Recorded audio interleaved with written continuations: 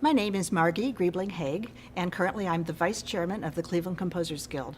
I've been part of creativity learning through experience all the way since the project began 28 years ago, and I've probably written about 22 pieces over the years for this wonderful project. When I met Hana Mazak in January, I was very impressed by her poise and maturity. She struck me more as a young college student than as an 8th grader. I heard her play a bit of the Brook Violin Concerto in her lesson, and then I chatted with her and her teacher, Kimberly Myers-Sims, about Hana's capabilities. Hana admitted that she didn't have a very wide experience with mixed meters, so I decided to make this feature central to the piece I would compose for her. I played quite a bit with differently accented patterns, adding up to the same number of beats, such as 3 plus 3 plus 2, as opposed to 4 plus 4, adding up to an 8-beat bar, or 4 plus 5 as opposed to 3 plus 3 plus 3, adding up to a 9-beat bar.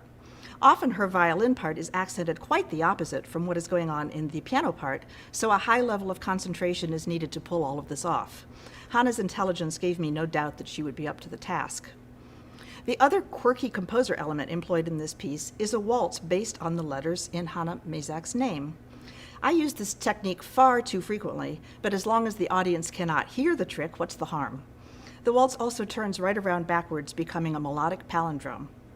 I have called my piece Novelette because it feels as if there are several characters engaging in various surprising dialogues and adventures, all within 5 minutes. Right. What did you think you learned from it both times you've done it? It's important to be creative, and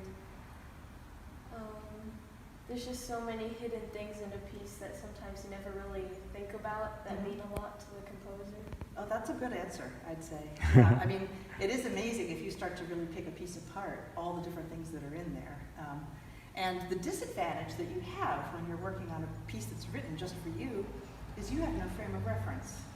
So you can't just go to YouTube and listen to somebody else performing it. Think of what you might be saying, like in words. So like the first 3 bars, 53, 4, and 5, that's maybe a question. And then the next part, maybe it's another question. It might be a slightly more intense question. And then, eventually there's an answer to it. So if you think of those phrases as being sort of driving more ahead, not tempo-wise, but just continuity-wise.